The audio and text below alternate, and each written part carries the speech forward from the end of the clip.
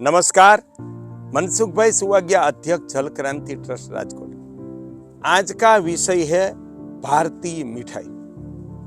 हमारा परम सौभाग्य है कि वैदिक काल से पहले हमारे देश में मिठाई बनाने का प्रारंभ हुआ। नई पीढ़ी की और इस समय के लोगों की जानकारी के लिए सबसे पहले यहाँ बाटी या चूरमे के लड्डू, बाटी के लड्डू, शीरा और मालपुआ और दूधपाक खीर से प्रारंभ हुआ। ऐसी 5-10 मिठाई से आगे बढ़ते बढ़ते मैं सारे भारत में घूमा हूं, तो हर एक राज्य की मिठाई अलग है। गुजरात में, अकेले गुजरात में 100 प्रकार की से ज्यादा मिठाई बनती है। तो ऐसे 30 राज्य हैं। तो हम विश्वास से कह सकते हैं भारत में हमारे पूर्वजों ने 1000 से ज्यादा प्रकार की मिठाई का संशोधन किया है, और हमारी मिठाई के सामने सारी दुनिया की मिठाई रखे तो उनकी संख्या 200 से ज्यादा भी नहीं है। तो हमें उनका मूल्य समझना चाहिए। भारतीय मिठाई किस में से बनती है?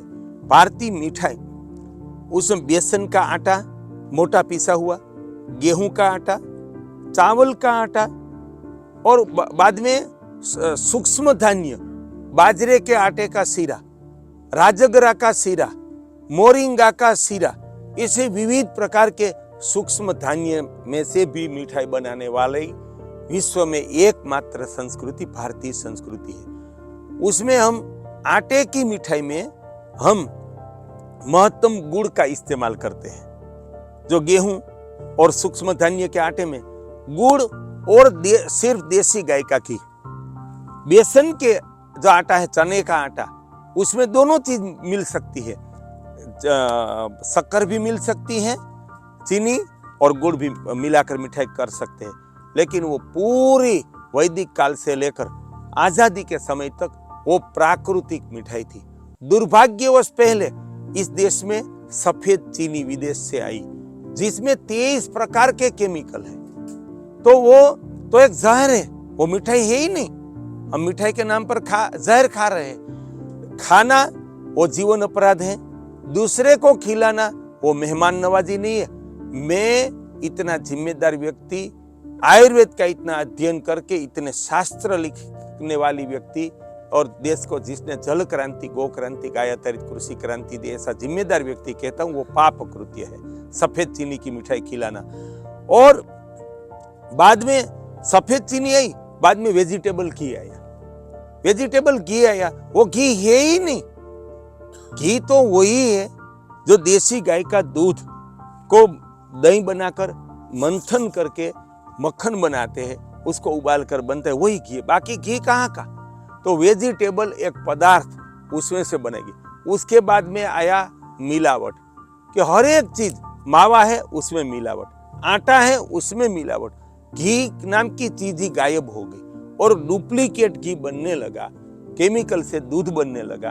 तो देशवासियों, बहुत सारे मिठाई बनाने वाले मेरे मित्र हैं, उन्होंने कहा है, वो मैं भारत माता और राष्ट्र परमात्मा को साक्षी मानकर कहता हूँ, वो कहते हैं कि कभी आप जन्माष्टमी के उत्सव पर, नवरात्रि में, दशहरा पर, दिवाली पर कभी बाजार की मिठाई मत खाओ। वो क्या है वो हम जानते हैं। देशवासियों, आज ही अखबार में आया है कि 5000 किलो डुप्लीकेट मावा राजकोट में से पकड़ा गया। बाद में 7000 किलो मलाई पकड़ी गई। तो और जहां जहां दूध की मिठाई, आज धनवान लोग अपने प्रसंगों में, विवाह में दूध की मिठाई पसंद करते हैं। देशवासियों, आपने कभी सोचा है कि मेरे बचपन में मेरे गांव में 1000 लोगों की जनसंख्या थी और वहां गाय भैंस की संख्या 300 थी। हमारे देश में ऐसे गांव थे कि जहां 1000 लोगों की जनसंख्या थी और गाय की संख्या 1500 थी। आज वो गाय की संख्या, भैंस की संख्या कम हो गई और जनसंख्या 4 गुनी हो गई, और वो 20% बची। तो कभी शुद्ध घी मिल सकता है, शुद्ध दूध मिल सकता है। कभी भी दूध की मिठाई खानी नहीं चाहिए। मैं लोगों को आह्वान करता हूँ, जाहिर प्रसंग में आप कभी भी दूध की मिठाई मत खाओ। डेयरी फार्म में से खरीद कर कभी दूध की मिठाई नहीं खाओ, वो दूध है ही नहीं। उसकी जगह आप उनका विकल्प है घर में मिठाई बनाओ। घर में बनाई हुई शुद्ध मिठाई बनाकर खानी चाहिए और वो हमारा आचरण है। मैं फैक्ट्री का मालिक हूँ, सारा देश जानते हैं। फ्लोटेक्स सबमर्सिबल कंपनी राजकोट में एक सुविख्यात जो 2000 प्रकार के मॉडल के पंप बनाती है, मैं उनका मालिक हूँ। फिर भी हमारे घर में हम एक बार बाजार से मिठाई लाकर मेहमान को नहीं खिलाते हैं। और मेरे बेटे का विवाह जो हुआ ने, उनके में हमने देसी गाय का घी किसान से खरीदकर 100 किलो और ऑर्गेनिक गेहूं का आटा और ऑर्गेनिक गुड़ का चूरमे का लड्डू बनाया था और सारे देश के कार्यकर्ताओं को खिलाया था। वो प्रसंग भारत प्रसिद्ध और भारत प्रेरक बना था। और हमारी जल क्रांति ट्रस्ट संस्थान, हमारी फ्लोटेक्स सबमर्सिबल कंपनी के किसान सम्मेलन, डीलर सम्मेलन और हमारे पारिवारिक प्रसंगों में 20 साल में हमने 100 से ज्यादा प्रसंग में देसी गाय का घी, ऑर्गेनिक गुड़ और प्राकृतिक गुड़ और प्राकृतिक आटे का चूरमा, शीरा, लापसी, लड्डू या दूध और ऑर्गेनिक चीनी की खीर खिलाई है। तो हमारे आचरण से आवन। और हमारी फ्लोटेक कंपनी में हर दशहरा पर हम अपने जो 250-300 कारीगर है उनको हम मिठाई देने की हमारी एक प्रथा है। उसमें हम ये देसी गाय का घी और ऑर्गेनिक चीनी का मोहनथाल बनाकर हर साल देते हैं। और इस साल भी सन 2023 में हमारा संकल्प है कि हम मोहनथाल बनाकर देने वाले हैं।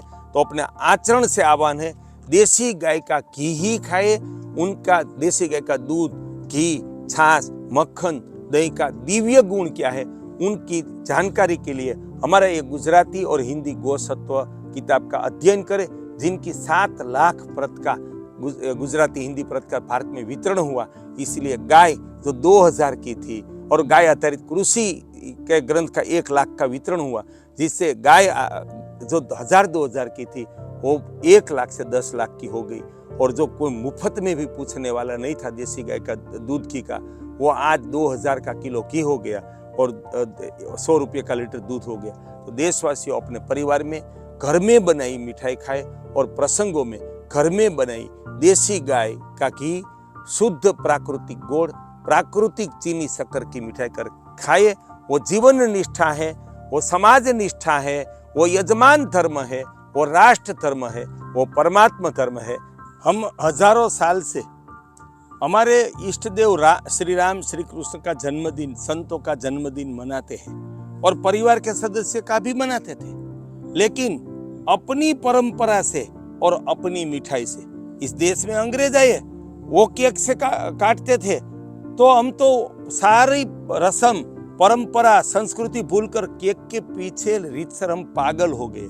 और हर जन्मदिन पर तो केक काटते हैं, अब तो विवाह मंगनी है, दूसरे कोई छोटा मोटा प्रसंग वहाँ केक काटते हैं। वो आधुनिकता और विकास नहीं है, मानसिक गुलामी और पूरा लांछन है हमें कि जिस देश की संस्कृति के पूर्वजों ने 1000 प्रकार की मिठाई दी और पूरा इंग्लैंड 5 प्रकार की मिठाई नहीं बना सकता, वो तो केक काटने लगे।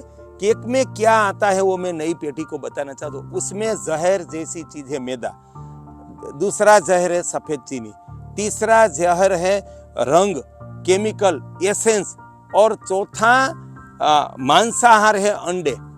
तो ये सब पागल लोग हैं, आधुनिक नहीं है, और सभी जगह केक काटते हैं। उसकी जगह अपने परिवार में, मेरे बेटे का जन्मदिन हमने मनाया था तो देसी गाय के दूध का पेंडा बनाया था। हमारे कार्यकर्ता कोई जगह वो सुखड़ी रखते हैं, बेसन के लड्डू रखते हैं, पेंडा रखते हैं, तो हम ऐसे नहीं बना सकते।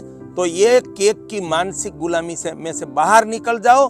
जन्मदिन हमारा परमात्मा का अवश्य मनाओ, लेकिन अपनी मिठाई से मनाओ।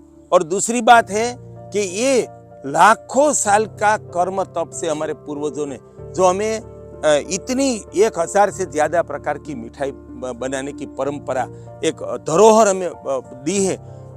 आज शिक्षा के, पश्चिमी शिक्षा के पागलपन में हम भूल रहे हैं, लेकिन जिस दिन हम अपनी परंपरागत मिठाई, परंपरागत रसोई भूल जाएंगे, उनके साथ हमें आरोग्य को, यौवन को, बल को, सौंदर्य को भूल जाना है, जीवन को भूल जाना है। मैं तो मानता हूं कि विज्ञान, टेक्नोलॉजी, विदेशी भाषा से करोड़ गुनी जो कोई परम सच्ची शिक्षा है तो वो आहार विज्ञान और रसोई कला है।